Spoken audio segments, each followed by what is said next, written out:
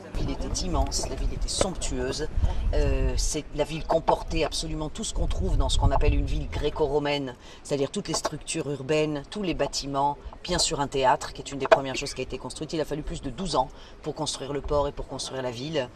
C'est sûr qu'à partir du moment où le port a été construit, on est à 10 jours de Rome. Et c'est assez extraordinaire. À partir de ce moment-là, les échanges se font plus facilement. Commercialement parlant, vous allez voir que dans tout le site, là, vous allez voir du marbre par-ci, par-là. Il n'y a pas de marbre ici dans le pays du tout. Le marbre vient d'Italie. Donc à partir du moment où on a pu avoir cette ligne entre ici et l'Italie, à 10 jours, c'est vrai qu'on a pu faire venir des matériaux et qu'il y a un développement spectaculaire qui a eu lieu. C'est une ville qui est devenue très importante, Cesare, avec le temps. Quand on voit un théâtre comme ça, on a compté, il y a 5000 places dans ce théâtre. Ça veut dire qu'à l'époque où elle était construite, donc à l'époque romaine, il y avait au moins 50 000 personnes dans la ville. Ouais, il y avait au moins 50 000 personnes dans la ville. À l'époque byzantine, parce que là je vous parle de l'époque romaine, à l'époque byzantine, probablement qu'il y en avait le double. Il devait y avoir environ 100 000 personnes. C'était vraiment une très très grande ville, une ville de grande importance, puisqu'elle l'est devenue à partir du moment où Hérode et ses descendants sont tombés dans l'oubli. Les procurateurs romains ont pris le contrôle dans le pays et Cesare est devenu leur siège. Je vais réévoquer ça dans un petit peu plus loin parce que je voudrais qu'on ait un point de vue sur tout le site, sur toute la ville, pour pouvoir vous expliquer cet élément-là.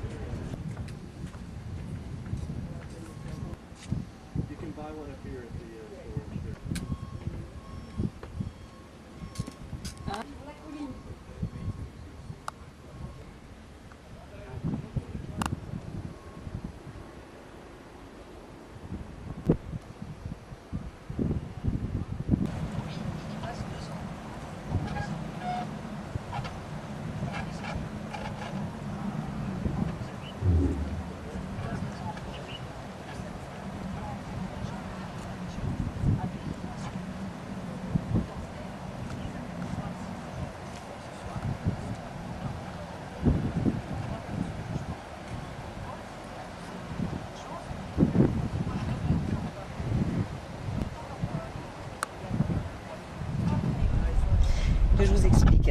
Le roi Hérode s'est donc installé là. À partir du moment où Hérode ne règne plus sur le pays et que ce sont des procurateurs romains qui règnent à sa place, nécessairement ça devient leur siège. Donc j'estime que, à peu près logiquement et nécessairement, ils se sont installés dans le palais d'Hérode. C'est pas bête quand même, c'était des Romains. Hein. C'était bien les copains d'Hérode. Donc ils ont dû s'installer là.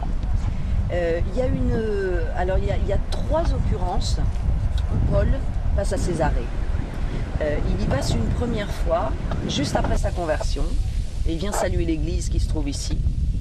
Il y passe lors de son 3e voyage à Tarse également. Et un petit peu plus problématiquement pour lui, il y passe 2 ans, emprisonné. Il y passe 2 ans emprisonné. Vous savez que, étant tous les gens qui vivaient dans la région, avaient la nationalité romaine. En tant que tels, ils avaient le droit, s'ils étaient accusés de quoi que ce soit, de se faire entendre par l'empereur lui-même et que l'empereur donne son jugement. Donc Paul, qui était accusé de tout un tas de choses, a dit moi je veux que l'empereur m'entende. Non, le temps que l'empereur arrive, il y avait un roi local à l'époque qui a écouté Paul et qui a absolument rien trouvé à redire contre lui. Mais le temps que l'empereur arrive, ça a pris 2 ans. Et pendant ces 2 ans, donc Paul est resté dans le coin. D'après les textes, il était emprisonné, mais il n'était quand même pas dans une geôle. Il devait peut-être avoir des fers aux mains et aux pieds par-ci par-là, mais d'une façon générale, c'était pas un prisonnier, c'était pas quelqu'un de dangereux, c'était quelqu'un qui attendait juste son jugement. C'était un prisonnier VIP, voilà.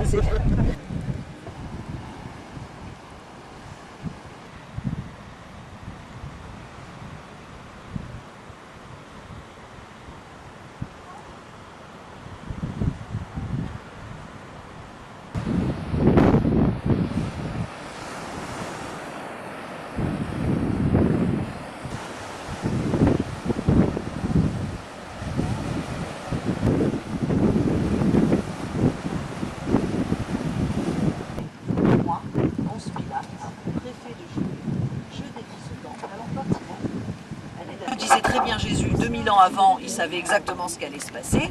Si eux ne parlent pas, les pierres crieront.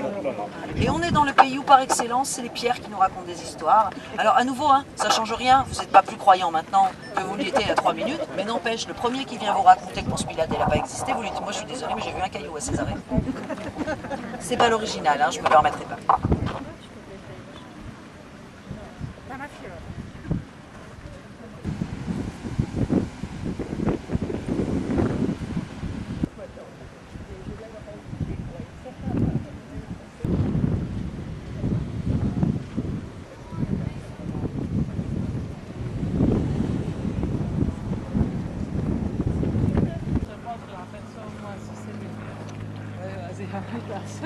J'entends qu'il nous voit.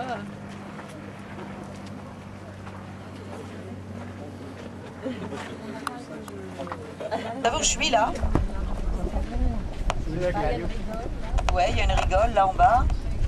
Sur une pierre qui parle. Sur une pierre qui parle, ouais, celle-là elle doit parler parce qu'elle en a vu, je vais vous dire. De passage, de glauque. Non, alors regardez, on est juste à l'entrée de l'hippodrome là.